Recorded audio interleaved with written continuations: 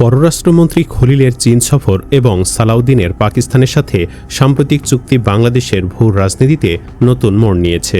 এর পরপরই ভারতের মিসাইল পরীক্ষা প্রমাণ করে যে বাংলাদেশ ভারত এখন মুখোমুখি দাঁড়িয়ে। পর্দার আড়ালে বড় ধরনের কোনো সামরিক বা বিএনপি সরকারের পতন ঘটিয়ে আওয়ামী লীগের পুনর্বাসনের প্রস্তুতি চলছে। 7-8 মাস আগে বাংলাদেশের আকাশে অগ্নি-5 নিউক্লিয়ার মিসাইলের যে মহড়া ভারত চালিয়েছিল, এরপর গত কয়েকদিন আগেই পরীক্ষাটি তার চেয়েও বেশি উস্কানিমূলক। এটি কেবল কারিগরি পরীক্ষা নয়, বরং ঢাকাকে দেওয়া দিল্লির একটি সরাসরি প্রাথমিক হুমকি। ভারতের এই আগ্রাসী মনোভাব স্পষ্টতই সার্বভৌমত্বের ওপর আঘাত। কসাই নরেন্দ্র মোদীর সরকার বর্তমানে অখণ্ড ভারত ও রাম রাজত্ব প্রতিষ্ঠার নেশায় বুঁদ হয়ে আছে। তারা বাংলাদেশকে তাদের একটি অনগত প্রদেশ হিসেবে দেখতে চায়। এই পরিস্থিতিতে চীনের সাথে কৌশলগত বন্ধুত্ব এবং পাকিস্তানের সাথে প্রতিরক্ষা সমঝোতা বাড়ানো ছাড়া বাংলাদেশের হাতে দ্বিতীয় কোনো কার্যকর বিকল্প নেই। তাই তারেক রহমানের সরকার পাকিস্তান এবং চীনকেই বেছে নিয়েছে। এটি অবশ্যই জনাব তারেক রহমানের সাহসী সিদ্ধান্ত। তবে শঙ্কাও আছে। বিএনপি একদিকে ভারত বিরোধী বলয়ে ঢুকতে চাইছে, অন্যদিকে প্রথম আলো, ডেইলি স্টার এবং শাহবাগী গোষ্ঠীর প্রেমে হাবুডুবু খাচ্ছে। ভারত যতই আগ্রাসী হচ্ছে, বিএনপি ততই তাদের দেশীয় দালালদের চাটাচাটি করছে। এই কনফ্লিক্ট অফ ইন্টারেস্ট দলটিকে রাজনৈতিকভাবে ধ্বংস করে দিচ্ছে কি? স্বয়ং হাসিনাও জানতেন ভারত তাকে কেবল ব্যবহারের বস্তু হিসেবে দেখে। তাই তিনি চীনমুখী হতে চেয়েছিলেন বলেই 5ই আগস্ট ভারত তাকে রক্ষা করেনি। তবে দিল্লির শর্ত একটাই, হাসিনাকে তখনই আবার ক্ষমতায় বসানো হবে যখন তিনি বাংলাদেশের স্বাধীন সত্তা বিসর্জন দিয়ে ভারতের মুখ্যমন্ত্রী হতে রাজি হবেন। হাসিনা ছিলেন একজন ক্ষমতালোভী সাইকোপ্যাথ। তার কাছে দেশ বা জনগণের চেয়ে নিজের চেয়ার বড় ছিল। ভারতকে সব উজাড় করে দিয়েও তিনি কেবল নিজের স্বৈরাচারী কর্তৃত্ব টিকে রাখতে চেয়েছিলেন। এই ধরনের মানসিকতার লোকরা সার্বভৌমত্ব বিকে দিতেও দ্বিধাবোধ করে না। অনেকে ভেবেছিল তারেক রহমানও হয়তো দিল্লির আশীর্বাদে চলবে, কিন্তু সবাইকে অবাক করে দিয়ে তারেক রহমান সে পথে হাঁটেননি। সম্প্রতি সেনাপ্রধানের বক্তব্যে একটি গভীর সত্য ফুটে উঠেছে যে আমাদের কোনো শক্তিশালী এয়ারফোর্স নেই। রাওয়ার অনুষ্ঠানে তিনি সতর্ক করেছিলেন যে অভ্যন্তরীণ কোন্দল চললে স্বাধীনতা বিপন্ন হবে। রাজনীতিবিদরা জনগণের টাকা বিদেশে পাচার করেছেন, কিন্তু দেশ রক্ষায় সামরিক বাজেট বাড়াননি। এই অবস্থানই প্রমাণ করে সামরিক দিক দিয়ে আমরা কতটা দুর্বল। অন্যদিকে ভারত কেবল হুমকি দিয়ে বসে নেই। তারা পশ্চিমবঙ্গ, বিহার ও আসামে বাংলাদেশকে ঘিরে 3টি নতুন সামরিক ঘাঁটি নির্মাণ করেছে। এমনকি পশ্চিমবঙ্গের নির্বাচনে কারচুপি করে বিজেপিকে ক্ষমতায় আনা হয়েছে, যাতে বাংলাদেশের ওপর সামরিক চাপ প্রয়োগ করা সহজ হয়। এদিকে তিস্তা মহাপরিকল্পনা এবং উত্তরবঙ্গে নতুন বিমান ঘাঁটি গড়ার উদ্যোগ ভারতের ঘুম হারাম করে দিয়েছে। পাকিস্তান ও চীনের সাথে বাংলাদেশের ক্রমবর্ধমান সামরিক যোগাযোগ ভারতকে এই অঞ্চলে একঘরে করে দিচ্ছে, যার ফলে তারা এখন মরণ কামড় দেওয়ার চেষ্টা করছে। জাতির এই চরম সংকটে দেশের গণমাধ্যমগুলো জনগণকে বিয়ের খবর দিয়ে ব্যস্ত রাখছে। আমাদের মিডিয়াগুলো ইসলাম বিদ্বেষী নিউজ বা কার কয়টা বিয়ে হলো তা নিয়ে জনগণকে ব্যস্ত রাখছে। এটা কোনো বিচ্ছিন্ন ঘটনা নয়, বরং জনগণকে মূল সংকট থেকে অন্ধ করে রাখার একটি ভারতীয় প্রেসক্রিপশন। এটি একটি পরিকল্পিত ডাইভারশন স্ট্র্যাটেজি।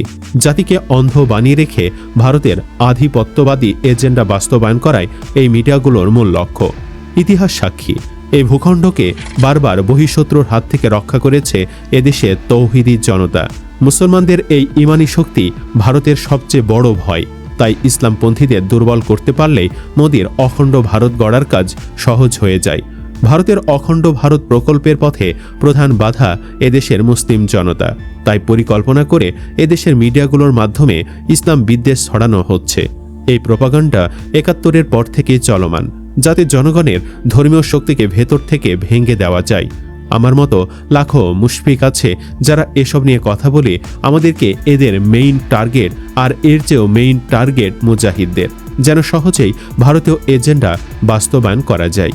বিশ্বের সব সফল সেনাবাহিনী তাদের দেশের সংখ্যাগরিষ্ঠ মানুষের আদর্শ ও ডান পন্থার ওপর ভর করে চলে, অথচ আমাদের ডিপ স্টেট তথাকথিত সেকুলার হওয়ার চেষ্টা করছে এবং বিতর্কিত ব্যক্তিদের মুখপাত্র বানাচ্ছে। ইসলামপন্থীদের দূরে ঠেলে দিয়ে একা ভারতের মোকাবেলা করা অসম্ভব। এটি একটি আত্মঘাতী সিদ্ধান্ত। আমাদের প্রথম করণীয় হল নিজেদের মধ্যকার ছোটখাটো মতভেদ ভুলে ইমানি শক্তিতে ঐক্যবদ্ধ হওয়া। ভারতের অখণ্ড ভারত প্রজেক্টের সামনে একমাত্র দেয়াল হল মুসলিম উম্মার ঐক্য। যারা গণমাধ্যমে ইসলাম বিদ্বেষ ছড়াচ্ছে তাদের বয়কট করতে হবে এবং ইসলামপন্থীদের রাষ্ট্র গঠনে গুরুত্বপূর্ণ ভূমিকা রাখতে হবে। শুধু আবেগ দিয়ে যুদ্ধ জয় সম্ভব নয়। আমাদের তরুণ প্রজন্মকে ভূ রাজনীতি এবং প্রতিরক্ষা বিষয়ে সচেতন হতে হবে। রাষ্ট্রকে চাপ দিতে হবে যাতে সামরিক বাহিনীকে আধুনিকায়ন করা হয় এবং প্রতিরক্ষা বাজেট বৃদ্ধি করা হয়। প্রতিটি মুসলিমকে শারীরিকভাবে সক্ষম এবং মানসিকভাবে যে কোনো সংকটের জন্য প্রস্তুত থাকতে হবে। আমাদের বুঝতে হবে আমেরিকা আর ভারত একই মুদ্রার এপিঠ ও পিঠ। বাংলাদেশে আমেরিকাকে জায়গা দেওয়া মানে ভারতকে ডেকে আনা। তাই নিজেদের মিত্র নির্বাচনে সতর্ক হতে হবে। সাধারণ মুসলিমদের ওপর অর্পিত দায়িত্ব হল হিন্দুদের তোষণ করার মানসিকতা পরিহার করে তাদের আসল এজেন্ডা সম্পর্কে সচেতন হওয়া, যাতে পলায়নপর অবস্থায় পিঠে ছুরি খেতে না হয়। এই অবস্থায় বর্তমানে আমাদের প্রধান করণীয় হল ভারতীয় পণ্য বর্জনের আন্দোলনকে আরও বেগবান করা। অর্থনৈতিকভাবে ভারতকে দুর্বল করতে না পারলে তাদের দাদাগিরি বন্ধ হবে না। প্রতিটি নাগরিকের উচিত দেশি পণ্য ব্যবহারে অভ্যস্ত হওয়া এবং ভারতীয় বাজারকে না বলা। একজন সচেতন মুসলিম হিসেবে আমাদের ইমানি শক্তিতে বলিয়ান হতে হবে। মসজিদের খুতবা এবং ঘরোয়া আলোচনার মাধ্যমে ভারতীয় আগ্রাসনের ভয়াবহতা সম্পর্কে মানুষকে সচেতন করতে হবে। একই সাথে যে কোনো দুর্যোগ বা সংঘাতময় পরিস্থিতিতে নিজেদের সুরক্ষায় ঐক্যবদ্ধ থাকার মানসিক প্রস্তুতি নিতে হবে। কেবল একটি রাষ্ট্রের ওপর নির্ভর না করে মুসলিম বিশ্ব এবং তুর্কি বা পাকিস্তানের মতো বন্ধুপ্রতিম রাষ্ট্রের সাথে প্রতিরক্ষা সম্পর্ক জোরদার করার জন্য সরকারের ওপর জনমত তৈরি করতে হবে। দেশের সার্বভৌমত্ব রক্ষায় একটি ভারসাম্যপূর্ণ কূটনীতি নিশ্চিত করা এখন সময়ের দাবি। মিডিয়াতে যখনই ইসলাম বিদ্বেষী বা বিভ্রান্তিকর সংবাদ প্রচার হবে তখন মুসলিমদের উচিত তার সত্যতা যাচাই করা এবং পাল্টা যুক্তিতে তা সোশ্যাল মিডিয়ায় ছড়িয়ে দেওয়া। তথ্যযুদ্ধে জয়ী হতে না পারলে ভারতের হিন্দুত্ববাদী প্রোপাগান্ডা আমাদের নতুন প্রজন্মকে মানসিকভাবে পরাধীন করে ফেলবে। পাশাপাশি একটি শক্তিশালী দেশ হতে হলে শক্তিশালী সামরিক বাহিনীর বিকল্প নেই। জনগণের পক্ষ থেকে সরকারকে সামরিক বাজেট বৃদ্ধি এবং বিমান ও নৌবাহিনীকে আধুনিক মারণাস্ত্রে সজ্জিত করার জন্য চাপ দিতে হবে। শক্তিশালী সেনাবাহিনী হতে পারে বহিঃশত্রুর আক্রমণের বিরুদ্ধে আমাদের শ্রেষ্ঠ ঢাল। বর্তমানের এই সংকটময় মুহূর্তে মুসলিমদের ঘরে বসে থাকার সুযোগ নেই। গ্রাম থেকে শুরু করে শহর পর্যন্ত প্রতিটি পাড়া মহল্লায় যুবকদের শারীরিক শক্তি অর্জনে মনোযোগী হতে হবে। নিয়মিত ব্যায়াম, মার্শাল আর্ট বা আত্মরক্ষামূলক প্রশিক্ষণের মাধ্যমে নিজেদের সক্ষমতা বাড়াতে হবে। একই সাথে নিজেদের মধ্যে বিদ্যমান ভেদাভেদ ভুলে যে কোনো পরিস্থিতিতে একতাবদ্ধ থাকার শপথ নিতে হবে, যাতে শত্রুপক্ষ আমাদের অনৈক্যের সুযোগ নিতে না পারে। সব প্রস্তুতির মূলে থাকতে হবে মজবুত ঈমান এবং আত্মশুদ্ধি। আল্লাহর উপর পূর্ণ ভরসা এবং নিজেদের চারিত্রিক সংশোধনের মাধ্যমেই মহান রবের সাহায্য লাভ করা সম্ভব।